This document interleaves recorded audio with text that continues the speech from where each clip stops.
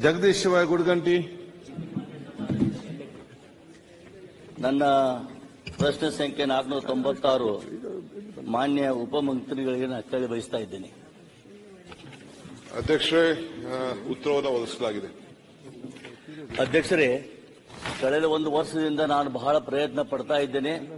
ಈ ಒಂದು ವಿಷಯ ನನ್ನ ಕ್ಷೇತ್ರದ ಪ್ರಾಮುಖ್ಯವಾದದ್ದು ಮತ್ತು ದೊಡ್ಡ ಸಮಸ್ಯೆ ಆಗಿದೆ. ಅಲ್ಲಿ ತುಂಗಳ ಸಾವಳಿಗೆ ಏತ ನೀರಾವರಿ ಯೋಜನೆ ಈಗಾಗಲೇ ಬಂದಿದ್ದು ಹಲವಾರು ವರ್ಷಗಳಿಂದ ಈ ಕಾರ್ಯವನ್ನು ಮಾಡಲಿಕ್ಕೆ ಆಗ್ತಾ ಇಲ್ಲ. ಅವೈಜ್ಞಾನಿಕ ಆಗಿದೆ ಎಂದು ಸಾಬೀತು ಕೂಡ ಆಗಿದೆ. ಯಾಕಂದ್ರೆ ಇದಕ್ಕೆ ಬರುವಂತಹ ಈ ಏತ ನೀರಾವರಿ ಯೋಜನೆ ಪಂಪ್ಸೆಟ್ಗೆ ಬರುವಂತಹ ನೀರು ಹಳ್ಯಾಳ್ ಅಂತ ಊರಿನಿಂದ ಅಂದ್ರೆ ಕೃಷ್ಣಾ ನದಿಯಿಂದ 40 ಕಿಲೋಮೀಟರ್ ಬರಬೇಕು.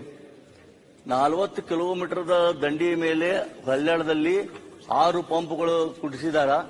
ಒಂದೊಂದು ಪಂಪದು 50 ಕ್ಯೂಸೆಕ್ಸ್ ಇದೆ. ಹೀಗೆ 600 ಇವತ್ತು ಕ್ಯೂಸೆಕ್ಸ್ ಅಲ್ಲಿಂದ ಬರಬೇಕಾಗಿದ್ದ ನೀರು ಮತ್ತೆ ಅದನ್ನು ಎರಡನೆಯ ಏತ ನೀರಾವರಿ ಅಂದ್ರೆ ಪಂಪ್ ಲಿಫ್ಟ್ ಮಾಡಲಿಕ್ಕೆ ಹಾಕಿ ಅಲ್ಲಿ 100 ಕ್ಯೂಸೆಕ್ಸ್ ಹೋಗಿ ಮುಂದೆ 20 ಕಿಲೋಮೀಟರ್ ನಂತರ ಒಂದು ಮಸೂತಿ ಕರೆ ಮಸೂತಿ ಅಂತ ಒಂದು ಯೋಜನೆ ಇದೆ. ಅದು ಕೂಡ ಅಲ್ಲಿ ಜಾಕ್ವೆಲ್ ಹಾಕಿದಾರ. ಮೊದಲನೇ ಜಾಕ್ವೆಲ್ ನಿಂದ ಬಂದು ನೀರು ಎರಡನೇ ಜಾಕ್ವೆಲ್ ಕರಿ ಮಸೂತಿ ಹತ್ರ 20 ಕಿಲೋಮೀಟರ್ ಅಂತರದಲ್ಲಿ ಅಲ್ಲಿ ನೀರು ಪೂರೈಕೆ ಮಾಡಬೇಕು. ತದನಂತರ ಮತ್ತೆ 20 ಕಿಲೋಮೀಟರ್ ಗತಿಸಿ ಈ ಒಂದು ಸಾವಳಿ ತುಂಗಳ ಯೋಜನೆಗೆ ಬರಬೇಕು. ಅಲ್ಲಿ ಕರಿ ಮಸೂತಿಯ ಪ್ರಾಜೆಕ್ಟ್ದಲ್ಲಿ ಅಲ್ಲಿ ಪಂಪ್ಗಳಿದ್ದು ಆ ನೀರನ್ನು 375 ಕ್ಯೂಸೆಕ್ಸ್ ನೀರು ಅಲ್ಲಿ ಎತ್ತಾರ. ಈಗ 375 ಅಲ್ಲಿ 100 475 ಉಳಿತಷ್ಟು 125 ಕ್ಯೂಸೆಕ್ಸ್.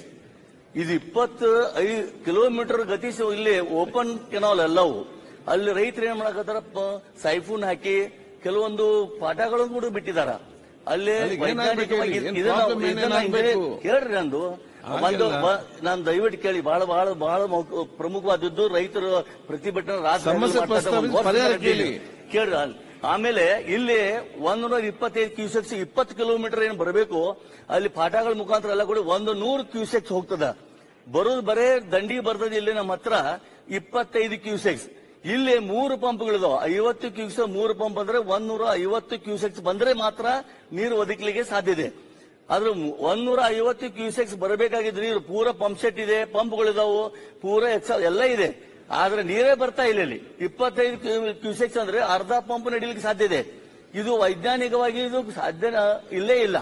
ಆದ್ರಿಂದ ಇದನ್ನ ಹೇಳ ಬಯಸ್ತಾ ಇದ್ದೇನೆ. ಅದನ್ನು MD ಅವರಿಗೂ ಕೂಡ ನಾನು ಇದನ್ನ ಅವ್ರ ಗಣನೆ ತಂದಿದ್ದೇನೆ.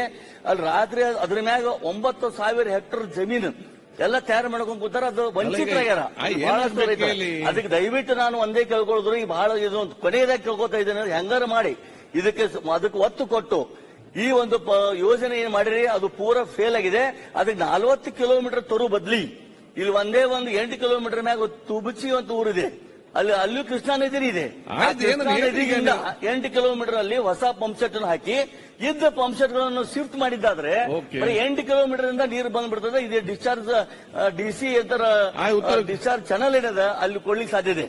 ದಯವಿಟ್ಟು ನಾನು ಒಂದೇ ಒಂದು ಕೇಳ್ಕೊತಾ ಇದ್ದು, ಬಹಳ ತೀಕ್ಷ್ಣ ಮಹತ್ವದ ಪ್ರತಿಭಟನೆ ಆಗ್ತಾ ಇದೆ. ರೈತರು ಎಲ್ಲರೂ ವಂಚಿತರಾಗ್ಯಾರ. ಅದಕ್ಕೆ ಹೊಸ ಇದೇನ್ ಇದ್ದ ಯೋಜನೆ ನಡೀಲಿಕ್ಕೆ ಸಾಧ್ಯನೇ ಇಲ್ಲ. ಆದ್ರಿಂದ ನೀವು ತುಬಚಿಯಲ್ಲಿ ಪಂಪ್ ಹೌಸ್ ಅನ್ನು ಮಾಡಿ ಅಲ್ಲಿ ಜಾಕ್ವೆಲ್ ಮಾಡ್ರಿ. ಇದ್ದ ಪಂಪ್ಗಳಲ್ಲಿ ಏನದಾವ ಪರಿಹಾರ ಆಗ್ತದ. ಇದು ನಾನು ಸದನಕ್ಕೆ ತಿಳಿಸಲಿಕ್ಕೆ ಬಯಸ್ತೇನೆ. ಮಾನ್ಯ ಮಹಿಳೆಯರು ಮಾಡಲೇ ಕೊಡಬೇಕಂತ ಎಲ್ಲ ರೈತರ ಪರವಾಗಿ ವಿನಂತಿ ಮಾಡ್ಕೋತೇನೆ ನಾನು. ಇಲ್ಲ ಅಧ್ಯಕ್ಷರೇ, ಸ್ವಲ್ಪ ಅಶೋಕ್ ಅವರು ಇದು ಕೇಳಿದ್ ಸ್ವಲ್ಪ ಅವರು ಏನು ಒಂದು ಪ್ರಸ್ತಾವನೆ ಮಾಡಿದ್ದಾರೆ, ಸ್ವಲ್ಪ ನಮ್ಮ ಇರಿಗೇಷನ್ ಅವರೆಲ್ಲ ಸ್ವಲ್ಪ ಕೇಳಬೇಕು. ಇರಿಗೇಷನ್ ಹಿರಿಯರು ಅವ್ರೇನ್ ಪ್ರಸ್ತಾವನೆ ಮಾಡಿದ್ದಾರೆ, ಮಂಡ್ಯ ಇರ್ಬೋದು, ಹಾಸನ ಇರ್ಬೋದು, ಬಾಗಲಕೋಟೆ ಇರ್ಬೋದು, ಬಿಜಾಪುರ ಇರ್ಬೋದು, ಗುಲ್ಬರ್ಗ ಎಲ್ಲ ನೀರಾವರಿ ಇರೋ ಕಡೆ ಇದೊಂದು ಬಹಳ ಮೇಜರ್ ಸಮಸ್ಯೆ. I fully agree with him. ಎಲ್ಲೂ ಟೇಲ್ ಎಂಡ್ಗೆ ನೀರು ಹೋಗ್ತಾ ಇಲ್ಲ. ಏನಾಗಿದೆ, ನೀರನ್ನ ಪಂಪ್ ಮಾಡಿಬಿಟ್ಟು ಲಿಫ್ಟ್ ಇರಿಗೇಷನ್ ಮಾಡಿ ನೀರು ಬಿಡ್ತಾ ಇದ್ದೀವಿ. 50% ಮೇಲೆ ನೀರು ಹೋಗ್ತಾ ಇಲ್ಲ.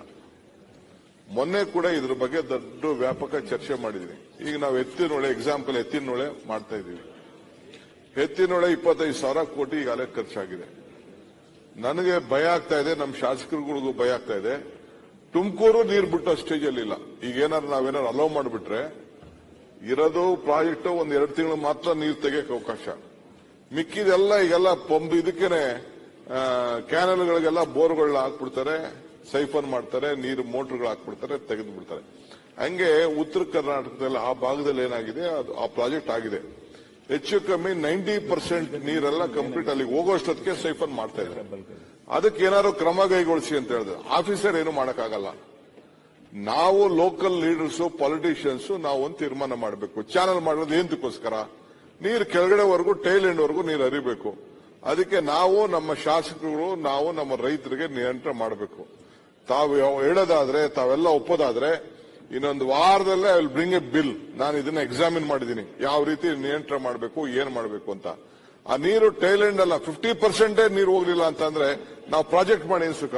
ಆಮೇಲೆ ನೀರನ್ನ ಲಿಫ್ಟ್ ಮಾಡ್ತಾ ಇದೀವಿ. ನಾವು ಲಿಫ್ಟ್ ಮಾಡಿಬಿಟ್ಟು ಯಾವ್ದೋ ತುಂಬುವಂತ ಯೋಜನೆಗೆ ನಾವು ಕಳಿಸ್ತಾ ಇದೀವಿ. ನಾವು ಲಿಫ್ಟ್ ಮಾಡಿ ಚಾನಲ್ಗೆ ಹಾಕಿದ್ರೆ ಇವ್ರು ಲಿಫ್ಟ್ ಮಾಡ್ಕೊಂಡು 10 ಕಿಲೋಮೀಟರ್ ತೆಗೆದುಕೊಂಡು ಹೋದ್ರೆ ಯಾವ ರೈತರಿಗೆ ಏನ್ ಅನುಕೂಲ ಆಗ್ತದೆ? ಸೊ ಅದಕ್ಕೆ ನಿಮ್ಮ ಇದನ್ನ ನಾವು ಗಮನಿಸ್ತಾ ಇದ್ದೀವಿ. ನೀವೇನು ಸಲಹೆ ಕೊಟ್ಟಿದ್ದೀರೋ ಅದನ್ನು ಕೂಡ ದಾಖಲೆ ಇಟ್ಕೊಂಡಿರ್ತೀನಿ. ಬೇರೆ ಕಡೆಯಿಂದ ನೀವು ಮಧ್ಯದಲ್ಲೇ ನೀವು ಭಾಗದಲ್ಲಿ ತೆಗೆದುಕೊಂಡು ಹೋಗಿ ಅಂತ ಹೇಳ್ತಾ ಇದ್ದೀರಿ. I will also look at it. But ಒಂದು ನಾನು ಎಲ್ಲರಿಗೂ ರಿಕ್ವೆಸ್ಟ್ ಮಾಡ್ಕೊಳ್ಳೋದು, ನೆಕ್ಸ್ಟ್ ಒಂದು ಬಿಲ್ ತರ್ತೀನಿ ಈ ವಾರದಲ್ಲೇ ನಾನು ಒಂದು ಬಿಲ್ ರೆಡಿ ಮಾಡಿದ್ದೀನಿ. ಆ ಬಿಲ್ ತರ್ತೀನಿ, ವ್ಯಾಪಕವಾಗಿ ಚರ್ಚೆ ಮಾಡಿ ಅದಕ್ಕೊಂದು ಪರಿಹಾರವನ್ನು ಖಂಡಿತ ಕರೆಯೋಣ. ನೀವು ಸಹಕಾರ ಕೊಟ್ರೆ ಆ ಬಿಲ್ ಎನ್ಫೋರ್ಸ್ಮೆಂಟ್ ಮಾಡೋಣ. ಆಗ ಏನಾಗ್ತದೆ, ಯಾರು ಚಾನೆಲ್ ಒಳಗಡೆ ಮೋಟರ್ ಹಾಕೋದು ಮತ್ತೊಂದು ಮಾಡೋದು ಅದನ್ನೆಲ್ಲ ನಿಲ್ಲಿಸಿ ಅಟ್ಲೀಸ್ಟ್ ಏನು ಯೋಜನೆ ಮಾಡಬೇಕು ಅಂತ ಎಲ್ಲ ಒಂದಷ್ಟು ಕಡೆ ಅಲಾಟ್ಮೆಂಟ್ ಮಾಡಿರ್ತೀವಿ.